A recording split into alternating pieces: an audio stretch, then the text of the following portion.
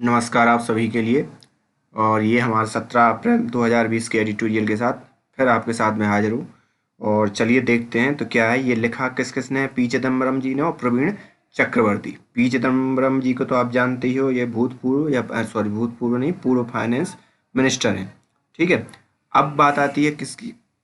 ये प्रवीण चक्रवर्ती जी। तो इनको भी देख लेते हैं भाई, कौन है ये प्रवीण चक्रवर्ती जी? बताइए कौन है भाई। is a political economist and senior office bearer of the Congress Party. Okay, ये कांग्रेस पार्टी के ही सीनियर ऑफिसर्स हैं, या सीनियर लीडर को कह सकते हो, या जो सर्वे सर्वा। ठीक है। तो क्या बोल रहे हैं ये? A blueprint to revive the economy. इन्होंने एक ब्लू प्रिंट दिया है, एक खाका तैयार करके दिया है कि अब इकोनॉमी कैसे रिवाइव हो सकती है, क्या हो सकता है उसमें। A carefully crafted economic proposal for consideration of the Indian government to help our fellow citizen. इन्होंने क्या कहा है? एक इकोनॉमिक प्रपोजल इन्होंने तैयार किया है गवर्नमेंट के लिए, और हमारे सिटीजन की मदद करने की जिज्ञासा को लेकर, या उसको लक्ष्य बना के इन्होंने ये प्रपोजल तैयार किया। और उसी सब के बारे में ये लिख रहे हैं कि इन्होंने क्या क्या तैयार किया।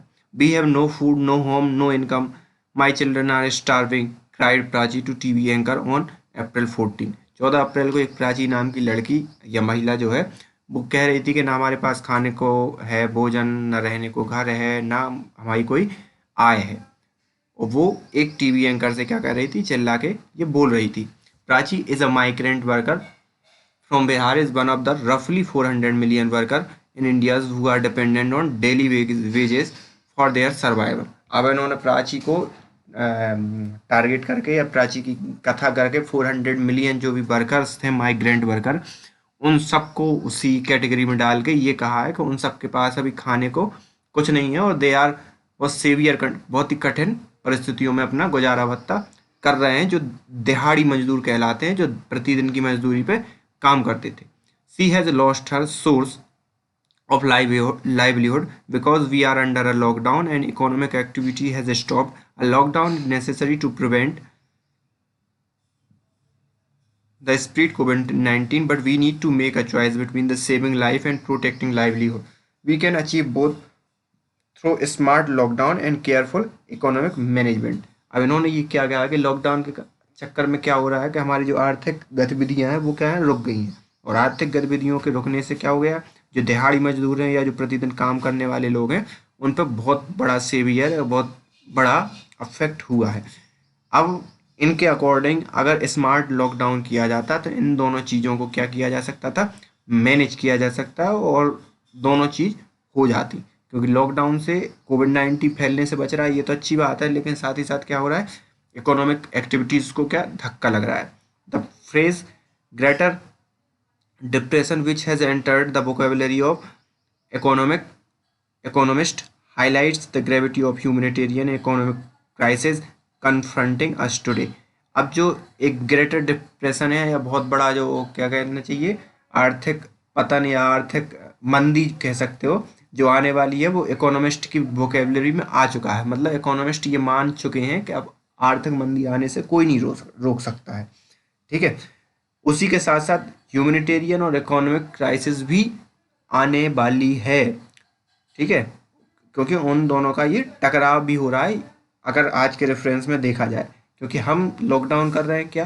ह्यूमन लाइफ बचाने के लिए, लेकिन लॉकडाउन का असर क्या पड़ रहा है? इकोनॉमिक एक्टिविटी क्या हो रही है? रुक रही हैं। तो ये उनका दोनों दोनों तरफ से कहना है कि भाई उससे भी हम टकराव कर ही रहे हैं। एक तो मंदी आने वाली है, और साथ ही साथ हम इन दोनों के बीच में टकराव हमारा हो ही रहा है। Every sector of the economy in every nation has come to screeching halt. हर कंट्री का, हर देश का जो है सेक्टर, या जो सेक्टर है, वो उसमें क्या कठिन परिस्थितियों के अंदर आ चुका है। We have we extend our sympathies and wishes to all the leaders of the world, including our Prime Minister, for the enormous responsibility of the steering their respective nations through this pandemic in the spirit of non-partisanship. Here is a carefully crafted economic proposal for consideration of the Indian government to help our fellow citizens। और ये उन सभी नेताओं के प्रति और हमारे जो प्रधानमंत्री हैं नरेंद्र मोदी जी के प्रति भी सहानुभूति व्यक्त करते हैं, और उन सब चीज़ों को देखते हुए बगैर किसी निष्पक्षता के, बगैर किसी विद्वेष के, बगैर किसी राजनीति के एक ड्राफ्ट तैयार कर रहे हैं। और ये जो मददगार साबित होगा हमारे इंडियंस के लिए। Demand and supply challenge.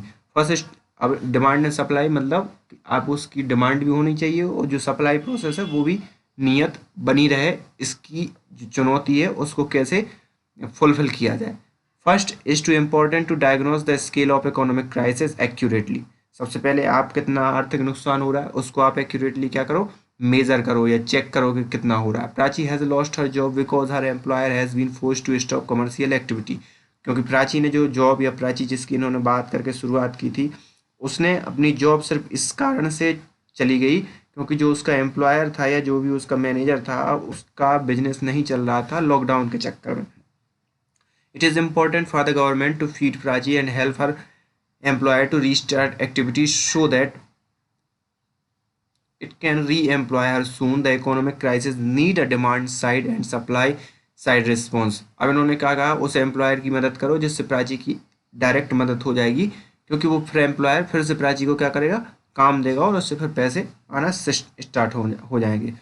It's morally imperative that we immediately address the miseries of poor and vulnerable by providing money as well as food. अब हमें उन सभी जो गरीब लोगों की उनकी इम्पेरेटिव मतलब मोरली नैतिक रूप से हमें ये बहुत ज़रूरी है कि इन सब चीज़ों की हम पता लगाएं कि उन्हें क्या दिक्कत हो रही है और उसको उनको तुरंत मनी और फूड प्रोवाइड करवाएं, जितने भी ये दिहाड़ी मजदूर या वल्नरेबल सोसाइटी है जो नीचे तबके के लोग हैं. The bottom half of household 13 crore out of 26 crore family must be given 5,000 per family in their bank account within a week. 5,000 रुपये पर महीने, मतलब इस महीने तो एक वीक के अंदर सभी लोगों को दे दिए जाने चाहिए, 26 करोड़ में से 13 करोड़ लोगों को. The list of house hold and the bank detail largely are available in the government various schemes such as PMJ and Manrega. Beside, the state have their below poverty line list. अब जो PMJ और मनरेगा में जो चिन्हित हैं, जो आधार से registered हैं, उनको तुरंत के तुरंत इन स्कीम्स का फायदा दे दिया जाना चाहिए. और स्टेट के पास भी जो गरीबी रेखा से नीचे लोग रह रहे हैं उनकी लिस्ट भी है. This will cost a maximum 65,000 crore. Further, depending on the need, for the month of May, these family can be given 3,000 each. अब ये सब का सब कितना 65,000 का पूरा खर्चा आएगा. अब उसके बाद फिर क्या करें, 3,000 रुपये हर एक फैमिली को दिए जाए. This will cost additional 39,000 crore. और ये 39,000 करोड़ का एक्स्ट्रा खर्चा आएगा. More than cash scholar like Jinje have observed that food that people need most urgently. अब मोर देन कैश मतलब कैश की जितनी ज़रूरत नहीं है उससे ज़्यादा किस चीज़ की ज़रूरत है, फूड की ज़रूरत है, जो इन्होंने एक रिसर्च स्कॉलर थे उन्होंने ऑब्जर्व किया है. ये India has far it excess of the buffer stock requirement. The central government has already announced distribution of free food, but reports suggested that there is either lack of food supply at the local ration shop और identity requirement for the ration card are providing to be road block. अब क्या है कि government ने तो ये बोल दिया है कि भाई राशन आप बांटो, लेकिन उसकी जो सप्लाई हो रही है, जो लोकल एरिया में जो सप्लाई है वो, और साथ ही साथ उसके लिए जो डॉक्यूमेंट्स चाहिए. अब जहाँ पर क्या है या तो राशन कार्ड की ज़रूरत पड़ती है, ठीक है. The government must universalized food distribution immediately to remove identity requirement and work with state government to rush supply to every ration shop so that every family get free of grain. अब इनका क्या मतलब है कि अब without ration card आप तुरंत donate करना या उनको डिस्ट्रीब्यूट करना स्टार्ट कर दो. Next, the April 15 guideline allow MNREGA work which was stopped due to the lockdown to be restarted while observing social distance norm. अब जो मनरेगा जो स्टॉप हो गया था और लॉकडाउन की वजह से उसे क्या कर देना चाहिए, सोशल डिस्टेंस नॉर्म के साथ स्टार्ट कर देना चाहिए। District collector should be given the freedom to start expand work under MNREGA, और डिस्ट्रिक्ट कलेक्टर को इन सब चीज़ों के अधिकार।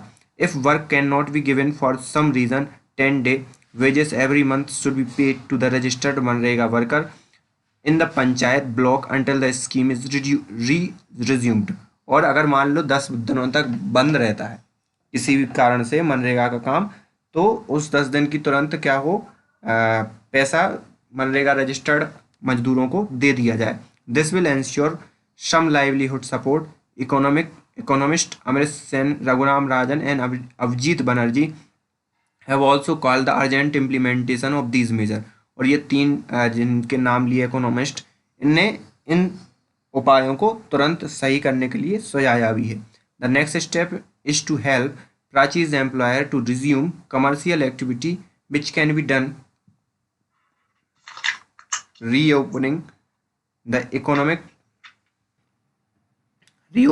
economy gradually। The key to reopening is ability to identify sensitive COVID-19 hotspot area and containment zone। अब इनका कहना है कि जहाँ ज़्यादा हॉट एरिया है, जहाँ ज़्यादा कंटेनमेंट जोन है, हॉट स्पॉट है, उसके लिए ब्लॉकेज रखो, बाकी सबके सब रीजन को क्या कर दो, खोल दो। The central and state government must work in tandem to identify hotspot, preferably at the level of the block, mandal and not just a district level। This can be done with the help of public health expert and epidemiologist through strategic testing।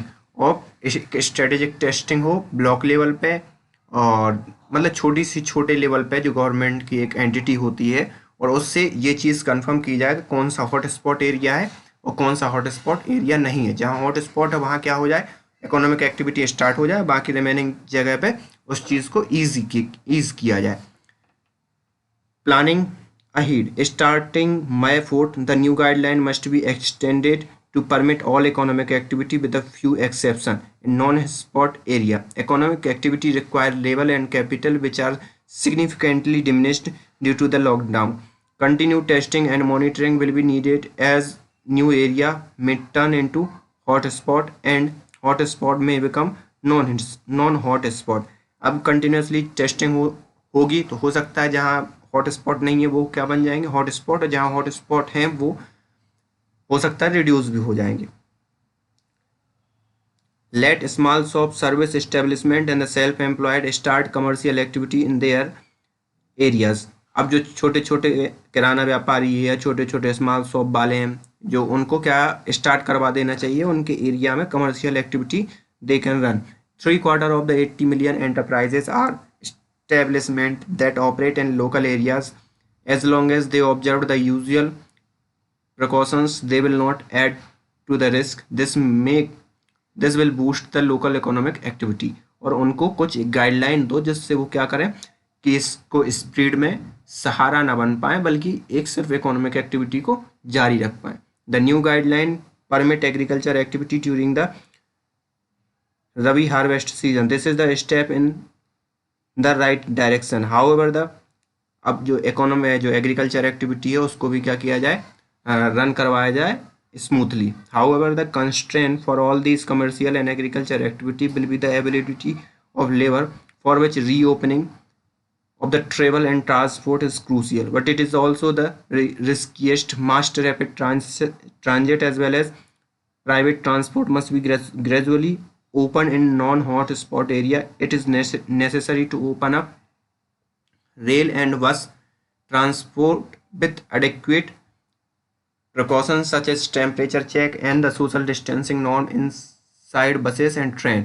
अब इनने कहा कि अब जब economic activity start होंगी तो मजदूरों की ज़रूरत पड़ेगी, तो ट्रांसपोर्टेशन की भी ज़रूरत पड़ेगी, और ट्रांसपोर्टेशन की ज़रूरत पड़ेगी तो वो कोविड-19 को फैलाने के लिए मददगार ना हो या उसके कैरियर ना बने, इसके लिए उनके लिए भी एक गाइडलाइन जारी कर देनी चाहिए, और उनका प्रॉपर टेम्परेचर मापा जाना चाहिए जब वो ट्रांसपोर्ट करें, और रेल और बसेस की सुविधाएं इनके अकॉर्डिंग स्टार्ट कर देनी चाहिए। One strategy could be to reduce the number of passenger in each bus and train by increasing the frequency of vehicle or by running them at half capacity. There will be the trade-off, but each local transport authority can choose the right policy and tweak it from time to time. और इनके according time to time उस चीज़ को, उस policies को बनाया जाना चाहिए और ट्रांसपोर्ट सर्विस स्टार्ट कर देनी चाहिए कुछ मेजर लेते हुए। Funding the revivals. The other essential ingredient for the resumption of the economic activity is access to the capital, especially working capital. A majority of small and medium enterprises would have run out of cash and lost significant revenue. No bank is likely to lend them. The government must step to provide the credit guarantee that can incentivize the bank to SMEs. कुछ छोटे छोटे उद्योग हैं जिनके पास क्या है, cash की कमी हो गई या फंडिंग की कमी हो गई। अब उनको बैंक तो लोन देंगे नहीं ऐसी कंडीशन में, तो गवर्नमेंट को अपनी तरफ से इनिशिएटिव करके उनको फंड पहुंचाने की व्यवस्था करनी चाहिए और उनके लिए क्रेडिबिलिटी खुद लेनी चाहिए। The reserve bank of India has already instructed bank to issue moratorium on loan obligations for 3 months if needed. This can be extended by another 3 months. For the formal sector, we can take leap out of the US Paycheck Protection Program. The idea is for government to help formal sector business to keep workers on their payroll without resorting retrenchment और layoff. अब क्या है कि जो formal sector में काम कर रहे हैं उनको पूरा पैसा दिया जाए बगैर किसी कटौती के। The 2017-18 economic survey estimated using the Employee Provident Fund organization's data set that there are 40 million employees earning less than 50,000 per month who are employed in form of register under the goods and service taxes. Likely that they are the vulnerable to retrenchment. The government could protect their paycheck by funding their employees to pay them for 1 or 2 months. This can be implemented using the data from EPFO and GST database. अब जो EPFO GST database में जो 15,000 से या 15,000 से नीचे की income वाले हैं उनको 2-3 महीने के लिए प्रोविडेंट फंड में छूट देनी चाहिए, क्योंकि अगर किसी भी हिसाब से उनकी उसमें कटौती होती है तो वो उनके लिए बहुत बड़ी विपदा साबित होगी या उनके लिए बहुत परेशानी वाली बात हो जाएगी। The RBI and through it the banks should be encouraged to make capital available liberally to sectors such as tourism and manufacturing, which need specific interventions. External trade will continue to be tepid.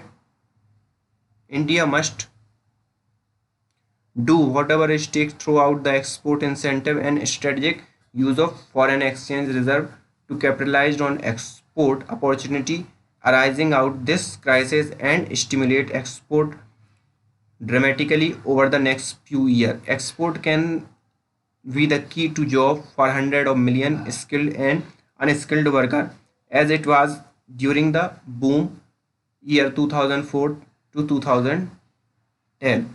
अब export को भी बढ़ावा दिया जाना चाहिए, जो foreign exchange reserve है उसको कैपिटलाइज कर देना चाहिए, जिससे क्या हो कि जितना ज़्यादा एक्सपोर्ट बढ़ेगा उससे ज़्यादा से ज़्यादा लोगों को क्या मिलेगी, जॉब मिलेगी, जो अभी कंप्लीटली क्या है, बंद है। Fiscal stimulus measure on the demand and supply side must be supplementary by monetary stimulus from RBI, which redesign measures such as the moratorium, loan forgiveness, regulatory forbearance, revised NPA regulation and easing the cycle of credit flow. अब जो RBI ने पूरे के पूरे मतलब इनका सीधा मतलब है कि जो RBI के अपने हथकंडे होते हैं जो कि मॉनेटरी पॉलिसीज़ को नियंत्रित करती है, वो पूरे के पूरे अप्लाई कर देने चाहिए। और वो किस मोटिव से अप्लाई कर देने चाहिए कि लोगों के पास ज़्यादा से ज़्यादा पैसा पहुँचे, ऐसे नहीं कि लोगों के पास कम पैसा पहुँचे। इसके लिए इकोनॉमिक्स भाषा में अलग अलग टाइप के टर्म यूज़ होते हैं, वो ज़्यादा पूरा का पूरा डिफाइन करने में बहुत समय लगेगा। तो आप ये समझो कि लोगों के पास ज़्यादा से ज़्यादा पहुँचे, इस हिसाब से अपनी RBI को इस हिसाब से अपने मेजर या उपाय करने चाहिए। अब money versus myth, do we have the money to indulge in such a revival and recovery package? क्या हमने ये मनी को इन्वॉल्व किया है इन पैकेज के लिए? It is our estimated that total fiscal package will be the 5 to 6 lakh crore, that amount is available. अब हमारे अकॉर्डिंग जो इनने जो पूरा का पूरा सुझाया है उसमें 5 से 6 लाख करोड़ खर्च होंगे, जो कि इनके द्वारा कहना है कि वो हमारे पास है। The centre and the state have total expenditure budget of over 70 lakh crore of for 2020 to 21। 70 lakh crore है टोटल स्टेट और उसका मिला के budget.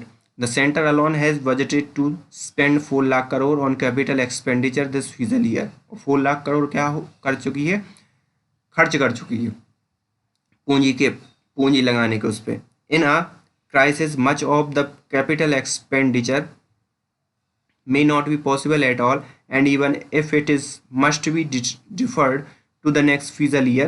Beside, more saving can be identified by axing wasteful expenditure।